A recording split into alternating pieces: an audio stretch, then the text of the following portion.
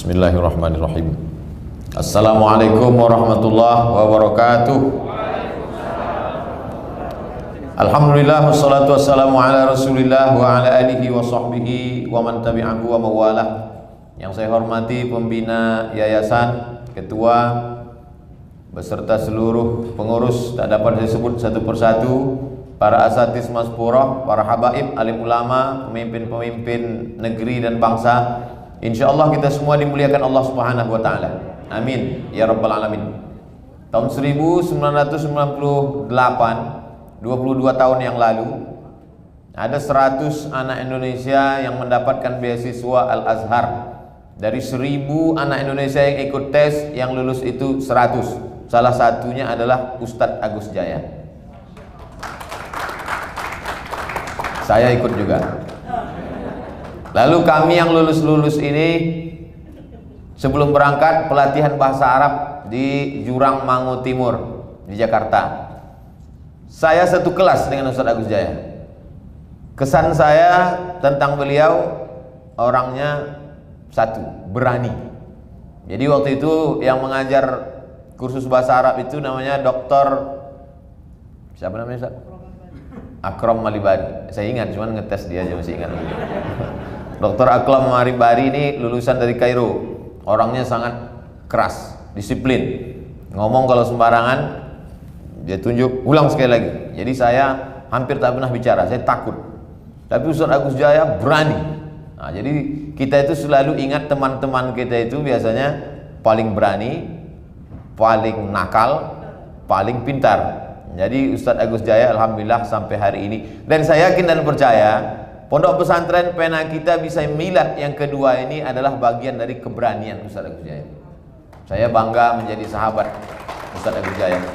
Saya tak bisa mensupport apa-apa, maka kehadiran saya pada acara ini satu sisi sebagai kehormatan, tapi satu sisi mungkin inilah yang bisa menambah amal ketika nanti mati menghadap Allah. Ceramah ini tidak mengalir lagi. Karena andai saya ceramah sesudah saya mati, jamaah lari semua. Belum mati aja jamaah udah lari karena Covid. Tapi ada yang tetap mengalir, yaitu anak-anak yang menghafal Al-Quran. Karena Pondok Pesantren Pena Kita ini punya 3 ciri khas yang tidak dimiliki yang lain. Yang pertama, pada tahfiz Qurannya. Nah, ini tahfiz Quran ini modal utama. Karena ternyata otak manusia ini akan terstruktur dengan baik karena terbiasa mengulang hafalan satu hari 2 juz. Orang yang menghafal Quran itu kalau tidak dia ulang 2 juz, maka satu pekan itu 14 juz dia lupa. Oleh sebab itu Imam Malik bin Anas, Imam Mazhab Maliki, membolehkan perempuan yang sedang haid hafal Quran boleh mengulang hafalannya an zahri qalbin, dalam hati. Begitu kata Syekh Wahbah Zuhaili dalam kitab Al-Fiqhul Islami wa Adillatuh. Sampai-sampai perempuan yang hafal Quran yang mestinya tak boleh megang Quran, tak boleh bawa Quran, tak boleh baca Quran, tak boleh tawaf, tak boleh iktikaf, tak boleh sholat, tak boleh puasa, 7 larangannya, tapi tetap mengulang hafalannya. Oleh sebab itu maka anak-anak umat Islam yang masuk ke pesantren Pena Kita, maka dia hafal Quran, maka 1 hari 2 juz, 1 bulan 2 kali khatam, 1 tahun 24 kali khatam. Maka anak-anak yang sudah mendaftar dan sudah ada contohnya yang hafal, juara internasional, maka insya Allah ke depan lahirlah para penghafal-penghafal, tidak hanya hafal tapi juga bisa bahasa Arab. Kenapa? Karena yang kedua adalah mereka diberikan pendidikan turas. Turas artinya klasik. Klasik yang dimaksud di sini adalah istilah yang biasa kita sebut dengan kitab kuning. Walaupun sebetulnya kitab itu sekarang putih sudah. Nah, dulu disebut kitab kuning karena dicetak dari kertas dari ubi. Nah, di Surabaya ada percetakannya kuning warnanya.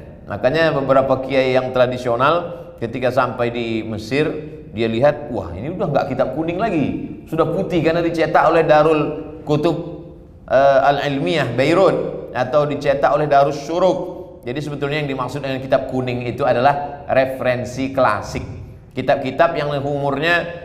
Jadi kalau ada orang hari ini tidak kenal dengan Imam Syafi'i, tidak tahu dia di mana rumah Imam Syafi'i, tapi dia bisa kenal Imam Syafi'i dari kitab yang ditulis oleh murid-murid Imam Syafi'i. Di antaranya Imam Al-Buwaiti, Imam Al-Muzani.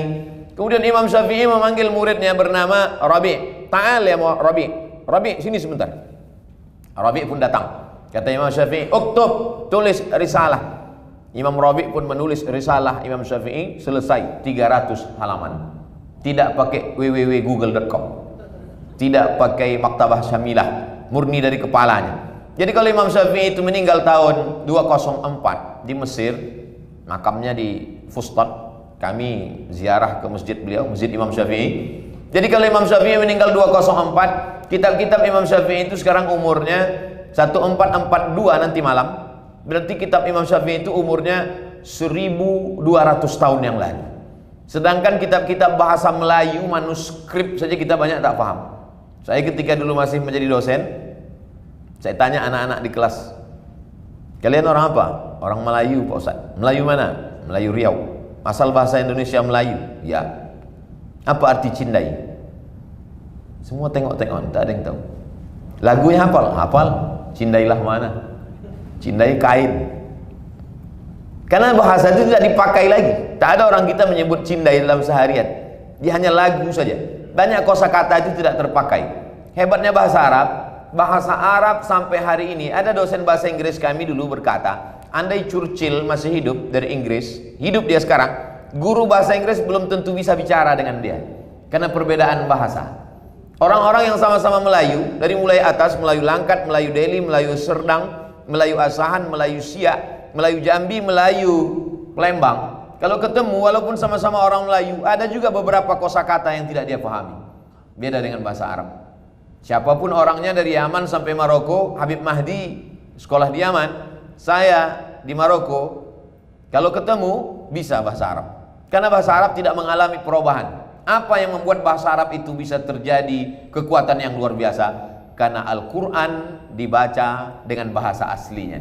Hari ini orang tetap membaca Al-Quran, membaca tafsirnya, membaca terjemahnya, tapi Al-Quran bahasa asli yang didengar oleh Nabi dari Jibril, didengar oleh sahabat dari Nabi, didengar tabi'in dari sahabat, didengar tabi'in dari tabi'in sampai ke guru kita. Apa yang dibaca Nabi waktu sholat sama dengan Quran yang kita baca hari ini, dan itulah yang dihafal oleh anak-anak kita menjadi para penghafal Quran, dan mereka memahami yang kedua, kitab kuning. Banyak orang hafal Quran, banyak yang paham kitab kuning, tapi tak bisa menyampaikannya dalam bentuk tulisan. Banyak sekali itu. Hebat hafal Quran, luar biasa baca kitabnya, tapi untuk membuatnya dalam bentuk tulisan tak bisa. Nah, pena kita, dia punya 3. Referensi Quran, kemudian dia kuasai kitab kuning, dan dia bisa menulis karya ilmiah. Itu yang disebutkan Ustaz Agus Jaya tadi, bahwa ada karya-karya ilmiah, dan santri-santri ini juara musabaqah menulis karya ilmiah. Mudah-mudahan 3 kelebihan ini menjadi kelebihan yang membuat dia menjadi istimewa di antara kita. Bukan bersaing jahat, bersaing dengki negatif, tidak, tapi fastabiqul khairat, berlomba-lomba yang tidak dimiliki oleh orang lain. Jadi nanti kalau ada yang bertanya, apa beda santri-santri dari pena kita itu, Bapak Ibu bisa jelaskan. Kalau tak bisa jelaskan, tadi udah dijelaskan Ustadz Somad, tinggal cari aja videonya di youtube.com insyaallah. Bapak Ibu yang dimuliakan Allah Subhanahu wa taala, saya dengan segenap segala kesibukan tidak sempat seperti yang dilakukan oleh Ustadz Agus Jaya, tapi saya ingin mendapatkan pahalanya, sehingga nanti ketika pena kita semuanya masuk surga insyaallah, amin. Dari mulai ketua yayasan, pembina, maka saya ikut juga masuk karena sudah punya jaket. Yang belum punya, dapatkan segera ke toko berikut ini. Bapak Ibu yang dimuliakan Allah Subhanahu wa taala. Oleh sebab itu maka ini pondok, saya tanya tadi Ustadz Agus Jaya, ini pondok punya siapa? Kata Ustadz Agus Jaya, ini bukan punya yayasan, ini bukan punya ketua, tapi ini adalah punya umat. Jadi tanahnya tanah umat, diwakafkan. Pengelola wakafnya nazir yayasan. Jadi ini semua dikelola oleh nazir yang dipercayakan. Wakaf artinya berhenti. Yang selama ini tanah itu menghasilkan kelapa sawit, menghasilkan karet, tapi setelah dia diwakafkan, hasilnya tidak lagi diambil, tapi tanah wakaf ini menjadi 3. La yurasu, tak boleh diwariskan ke anak cucu. Wa la yuhabu, tak boleh dihibahkan ke orang lain. Wa la yuba'u, tak boleh dijual. Milik yayasan. Yayasan apa namanya Ustaz? Yayasan Islam Pena Kita. Lalu kemudian bangunan-bangunan di atasnya, itu yang disebut dengan wakaf tunai sekarang.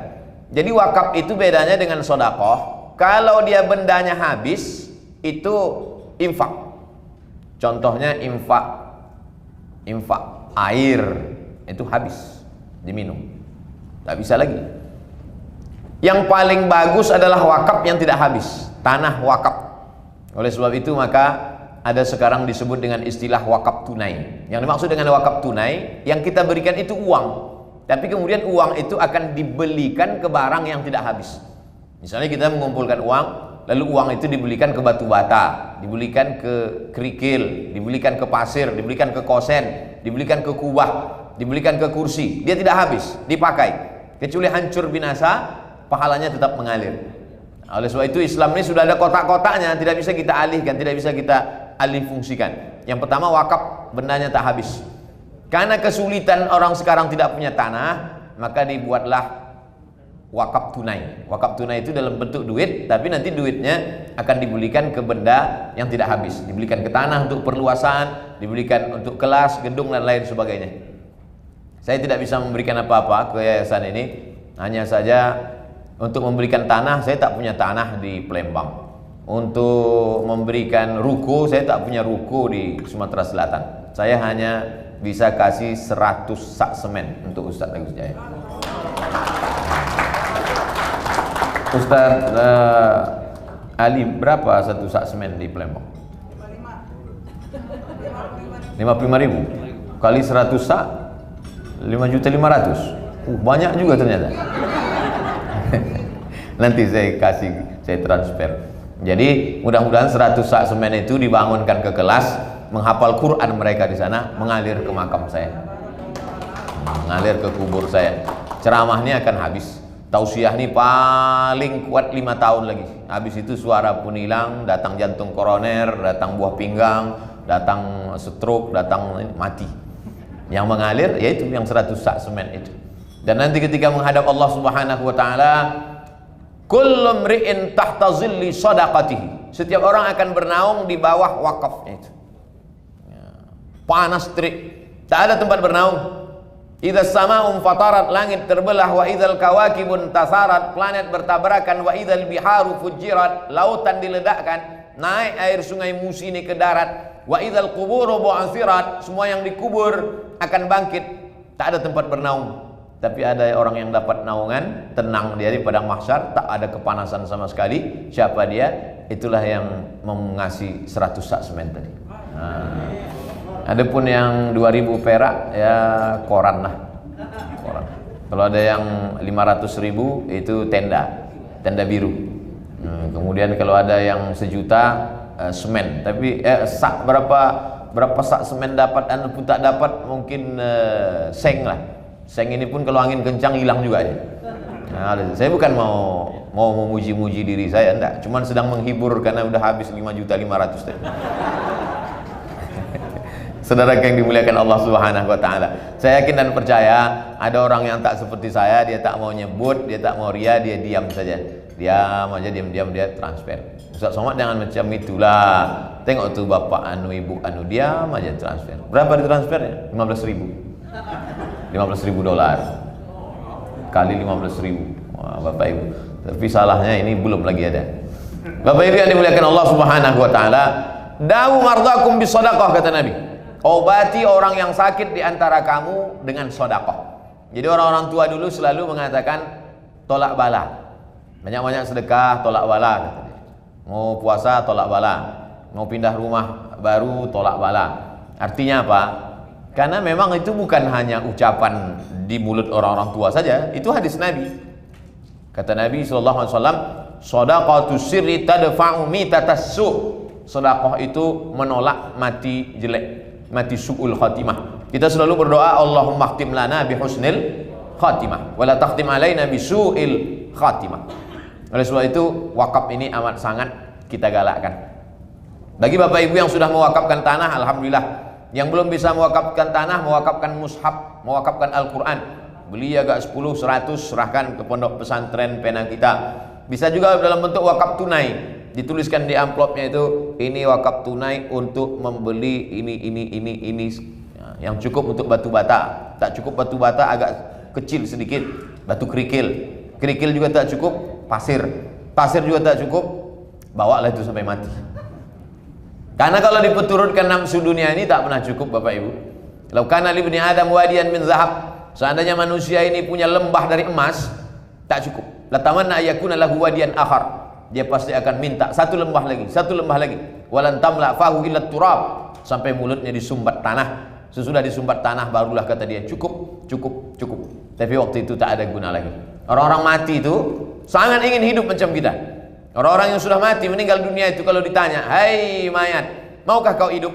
Mayat itu menjawab, "Laula akhartani ila ajalin qarib."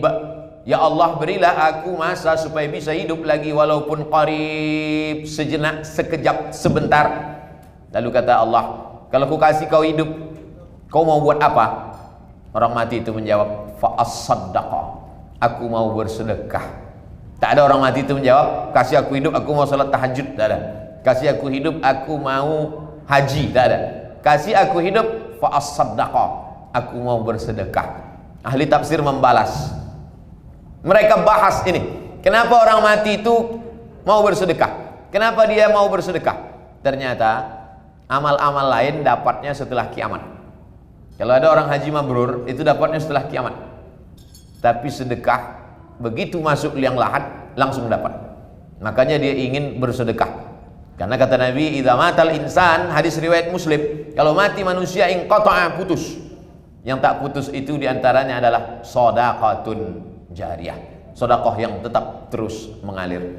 Oleh sebab itu, mengulang kaji bagi Bapak Ibu yang ada diberikan Allah kelapangan rezeki, dan kita memang tidak bisa berkata nunggu lapang, karena memang semuanya selalu merasa kurang. Nantilah sesudah anak-anak ini besar baru bersedekah. Rupanya makin besar anak, makin besar pengeluaran. Nantilah anak ini setelah kuliah baru berinfak. Rupanya setelah kuliah makin besar pula biaya kuliah. Nantilah setelah tamat untuk nyogok lagi masuk PNS. Nantilah setelah anak ini kerja, setelah kerja menyiapkan dana lagi untuk biaya nikahnya. Nantilah setelah nikah makin banyak biaya, cucu minta juga. Jadi kalau dipeturutkan hidup ini sampai mati kita tak akan berbagi.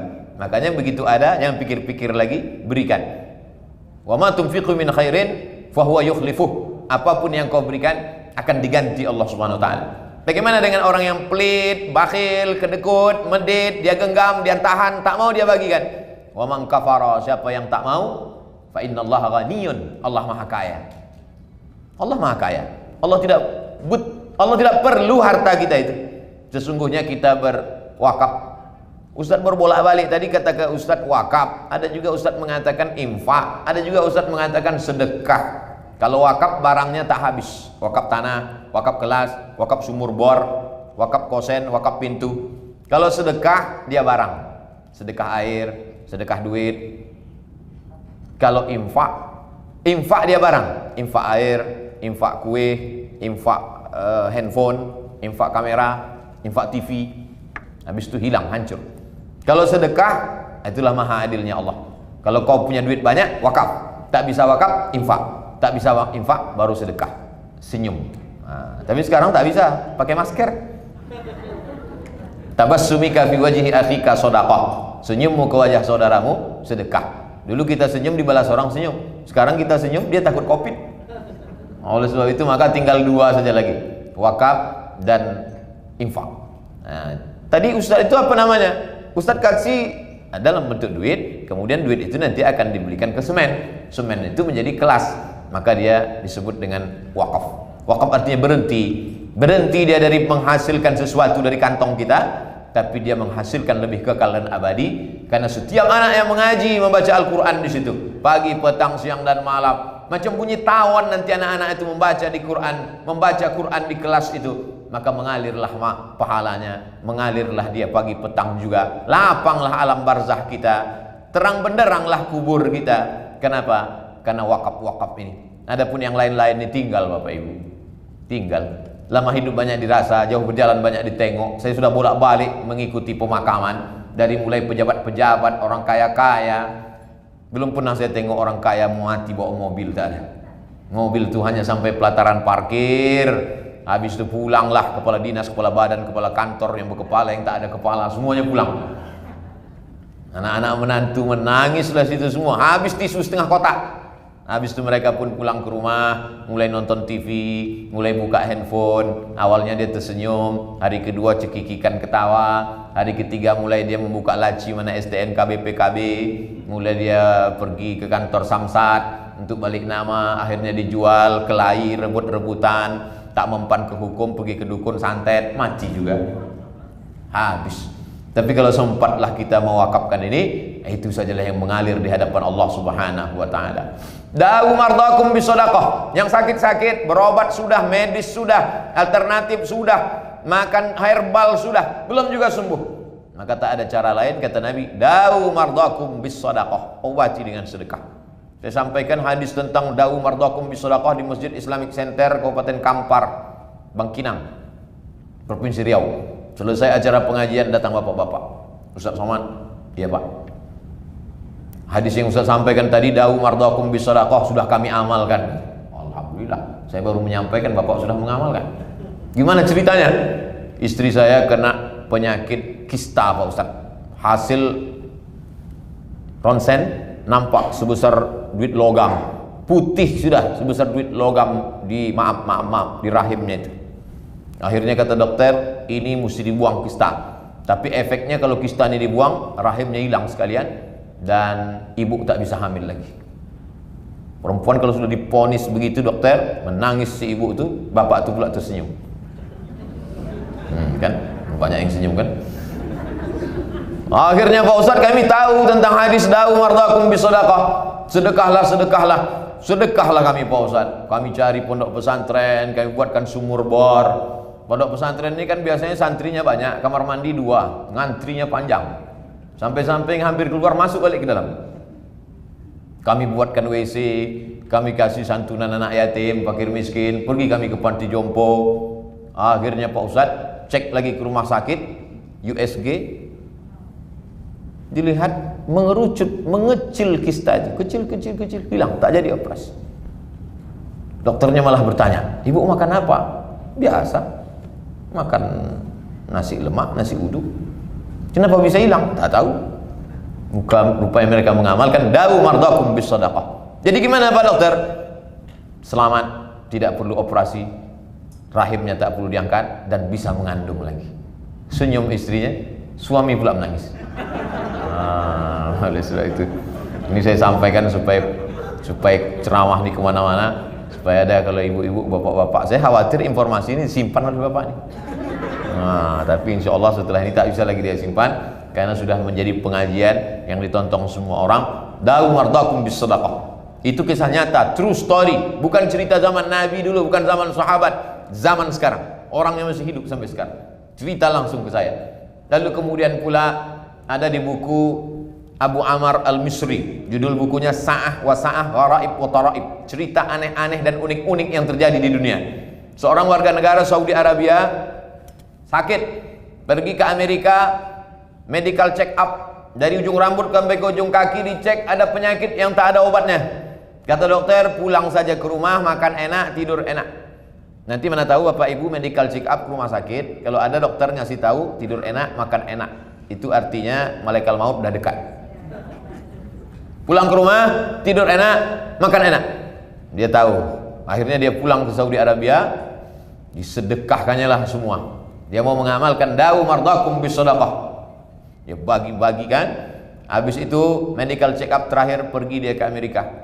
Dicek lagi, heran dokter di Amerika itu. Makan apa? Biasa, tak ada apa-apa. Terapi apa? Tak ada terapi. Dia hanya mengamalkan hadis Nabi SAW. Akhirnya sembuh. Nama bukunya Sa'ah wa Sa'ah Gharaib wa Taraib. Sudah diterjemahkan ke bahasa Indonesia, judulnya Semua Ada Saatnya. Penerjemahnya Abdul Somad LCMA. Ujung-ujungnya jual buku juga. Enggak, saya tak jual buku. Buku itu dulu saya terjemahkan 12 tahun yang lalu. Dan sekarang dijual oleh penerbit di Jakarta, tulisnya di situ penerjemah Abdul Somad LCMA, tapi saya tak dapat duit. Kenapa? Karena tak ada perjanjian royalti. Tapi tetap saya sampaikan. Kenapa? Karena isi kandungannya di dalam membangkitkan semangat orang-orang yang sakit dan lain sebagainya. Lalu kemudian ada seorang ulama ahli hadis namanya Imam Abdurrahman Ibnu Mahdi. Imam Abdurrahman Ibnu Mahdi didatangi oleh seseorang yang lututnya bersakit lutut yang sampai bernanah tak sembuh-sembuh. Wahai Imam Abdurrahman Ibnu Mahdi, tolong doakan aku, lututku sakit bernanah. Kata Imam Abdurrahman Ibnu Mahdi, tunggu aku sholat sunat 2 rakaat. Minta ilham kepada Allah. Sholat sunat 2 rakaat, terlintas di pikiran dia, dawu mardakum bis sadaqah, obatilah orang yang sakit dengan bersedekah. Akhirnya disuruhnya, kau cari kampung yang tak ada sumur, buatkan sumur di sana. Apa hubungan sumur dengan lutut bernanah ini? Yang tanya-tanya, buat aja sumur di sana. Akhirnya dibuatkannya sumur. Orang yang susah mendapatkan air pun mengambil air dari sumur. Setiap mereka selesai mandi, selesai masak, selesai minum, mereka berdoa, ya Allah, turunkanlah rahmat kepada orang yang membuat sumur ini, maka sembuhlah. Orang beriman mudah. Apa hubungan sumur dengan lutut? Innama amruhu iza arada syai'an ayyakula lahu kun fayakun. Datang ke Ustaz Agus Jaya, tanya sumur bor apa yang mau dibuat, tanya air minum steril tanpa nanti dimasak di dapur untuk minum santri-santri para penghafal Quran. Setiap mereka minum, mengalir di tenggorokan mereka, mengalir pula ke alam barzakh bapak ibu ayah kita. Jadi kalau kita anak-anaknya bersedekah, itu langsung automatically sampai ke orang tuanya. Berdasarkan hadis Sa'ad, datang Sa'ad bertanya kepada Nabi, ya Rasulullah, ummi matat, makku sudah mati, apa atasaddaqu anha? Kalau aku bersedekah, pahalanya sampai apa tidak ke emakku? Kata Nabi, tasaddaq, bersedekahlah engkau, pahalanya sampai. Ayu sadaqatu afdal, sedekah apa yang paling afdal? Kata Nabi, saqyul ma', memberi air minum. Oleh sebab itu memberi air minum, itu untuk santri-santri amat sangat baik. Tapi bukan berarti karena saya suruh membuat sumur bor, lalu yang bersedekah sembako jadi berhenti. Bukan itu maksudnya. Yang sembako terus, yang ada program pembagian sembako. Jadi kita sesuai dengan level masing-masing. Yang sanggup kasih wakaf, paling tinggi wakaf. Tak sanggup wakaf, wakaf tunai. Duit nanti dirubah jadi wakaf. Di bawah wakaf tunai, infak. Tak juga sanggup infak, sedekah. Senyum-senyum aja. Likulli sulama minkum sedekah. Setiap tulang-tulang kamu ini mesti ada sedekahnya. Setiap tulang-tulang kita ini mesti ada sedekahnya. Mengangkatkan barang orang, sedekah. Bersalaman dengan orang, sedekah. Sekarang mau salaman tak bisa, takut kena Covid. Mau senyum tak bisa, kena pakai masker.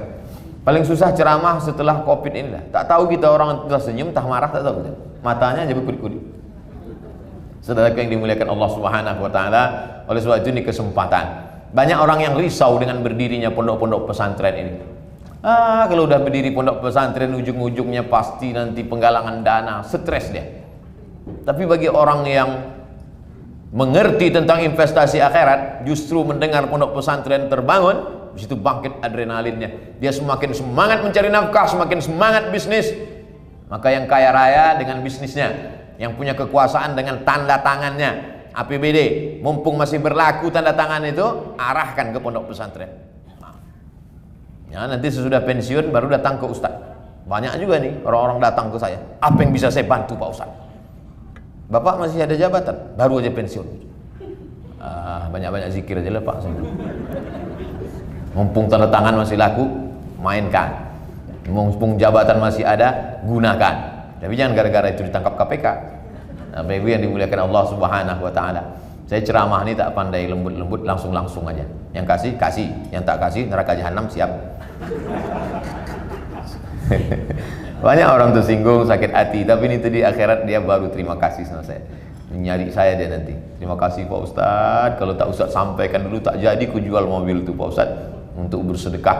Oleh sebab itu Bapak Ibu yang dimuliakan Allah Subhanahu wa taala, tidak ada amal yang paling hebat daripada sedekah. Kenapa begitu? Karena orang yang banyak ibadah, kalau dia bakhil, lebih hebat lagi orang yang sedekah tapi ibadahnya biasa-biasa saja. Sholatnya, tapi jangan gara-gara ini pula sholat Jumat aja. Kau nggak sholat zuhur, kata Ustaz Somad yang penting sedekah. Nah, bukan, sholatnya yang wajib-wajib aja, ibadah sunatnya kurang, tapi sedekahnya luar biasa. Itu lebih disukai Allah Subhanahu wa taala daripada orang yang banyak ibadah. Makanya selalu kita diajak hayya 'alal falah. Marilah menuju kemenangan. Siapa yang menang itu? Wa may yuqa syuhha nafsihi. Siapa yang selamat dari penyakit syuh, fa ulaika humul muflihun. Itulah orang yang menang. Syuh itu adalah keterikatan, kemelekatan benda ke dalam hati. Kalau sudah melekat harta itu dalam hati, nantilah Pak Ustaz sedekah udah agak tua makin pelit. Makanya kadang orang sudah tua itu otak sudah tak ingat lagi. Salat zuhur pun 2 rakaat. Sahur tadi ikut sama kita, jam 2 makan siang. Tak ingat, tapi surat tanah ingat. Nah, itu dia. Ya keburu minum Adam. Anak Adam manusia itu makin tua, tapi yang 2 ini tetap muda. Apa dia? Hubbul mal, cinta pada harta, wa karahiyatul maut, hubbud dunya, cinta kepada dunia. Makanya jangan heran kalau orang makin tua makin ganas, makin tua makin surat tanah itu sampai lapuk di bawah bantal. Oleh sebab itu maka jangan tunggu tua, mumpung masih muda, mumpung masih sehat. Wa sihhataka qabla saqamika, masa sehatmu sebelum kau sakit. Wa ghinaka qabla faqrika, masa kayamu sebelum engkau miskin. Mungkin ada yang terlintas di hati Bapak Ibu, ini musim Covid, kenapa Ustaz nih petang nih ceramah semangat sekali? Mungkin karena jaket baru ini ada juga pengaruh. Hebat Ustaz Agus Jaya, pandai dia, makin pede saya kan. Bapak Ibu yang dimuliakan Allah Subhanahu wa taala, sudah saya sampaikan semua manfaat-manfaatnya. Tentu kita semua mau mati dalam keadaan husnul khatimah. Tak ada gunanya hidup ini banyak amal kalau mati dalam keadaan su'ul khatimah. Dan yang bisa menjamin husnul khatimah itu adalah sedekah. Meninggal sedang tawaf di belakang makam Ibrahim, sedang sholat sunat di sujud terakhir di tanah haram, di Masjidil Haram dalam keadaan berwudu. Tak ada yang lebih mulia daripada itu. Pakai kain ihram di belakang makam Ibrahim dalam keadaan berwudu di tanah haram di Masjidil Haram. Semua orang heran. Akhirnya datanglah orang menjumpai emak dari yang meninggal ini. Anak muda, anak ibu meninggal wali Allah. Apa amalannya? Malamnya saya tengok dia tidur biasa. Makannya juga tiap hari makan, tak ada dia puasa sunat banyak betul. Terus kok begitu amalnya? Tak tahu saya kata emaknya. Tak tahu saya apa amalnya sampai mati dalam keadaan sujud terakhir tempat paling mulia. Beberapa hari setelah itu datanglah seorang ibu membawa beberapa orang anak. Kata ibu ini, anak lajang yang meninggal ini selalu membagikan gajinya kepada kami sedekah, keutamaan sedekah. Itulah makna hadis Nabi, shadaqatus sirri tadfa'u mitatas su', menolak mati su'ul khatimah. Beberapa hari meninggal, datang janda membawa anak yatim. Rupanya ini anak muda bersedekah, dimuliakan Allah. Makanya nanti kalau ada di antara bapak meninggal, beberapa hari setelah itu datang janda, itu ciri husnul khatimah. Datang ibu bertanya, ini siapa? Inilah istri yang selama ini nikah siri. Insya Allah tidak begitu, tapi karena membagi. Oleh sebab itu maka datang ke pondok pesantren, datang ke pena kita. Makhluk pertama yang diciptakan Allah pena. Nun wal qalami wa ma yasturun. Qalam. Begitu kata Syekh Yusuf Al-Qardawi dalam kitab Fatawa Mu'asirah, fatwa kontemporer. Jadi pena inilah perantara Allah Ta'ala mengajarkan ilmu kepada kita. Iqra bismi rabbikal ladzi khalaq, khalaqal insana min 'alaqin, iqra wa rabbukal akram alladzi 'allama bil qalam. Allah mengajarkan kita ilmu itu dengan qalam. Qalam itu pena, bukan tempat ikan gurami. Qalam. Pena kita bahasa Arabnya qalamuna. Nah, Ustaz Agus Jaya walaupun dia lama di Mesir, dia tidak petantang petenteng pakai bahasa Arab. Dia cukup pakai bahasa Indonesia, pena kita. Nah, dia mau menunjukkan dia cinta bahasa Indonesia. Bukan berarti dia tak pandai bahasa Arab, dia lama di Arab. Oleh sebab itu, pena kita. Kenapa dikatakan pena kita? Karena anak-anak alumni ini pandai menulis hasil karya ilmiah. Itu poin yang ketiga. Mudah-mudahan pondok pesantren ini menjadi benteng pertahanan akidah anak-anak umat Islam di Sumatera Selatan. Tidak ada yang bisa menyelamatkan anak kita dari narkoba, dari LGBT, dari pergaulan bebas, dari zina. Benteng terakhir pondok pesantren. Saya datang kemari menurut jadwal 4 bulan sekali. 4 bulan sekali BKB, 4 bulan sekali keliling. Berapa kabupaten Habib? 17 kabupaten. Belum kita masuk semua lagi ya? Belum. Baru 6 kabupaten kami masuk. Kabupaten yang saya sudah masuk semuanya itu cuma Aceh, 41 titik. Lebih banyak pula di Aceh daripada di Riau lagi. Papua 2 kali, Raja Ampat, Fak-Fak, Sorong. Sini baru 6 kabupaten. Beberapa tahun lagi. Siapa yang bisa membentengi akidah anak-anak muda kita? Masfurah, ustaz-ustaz masfurah terbatas.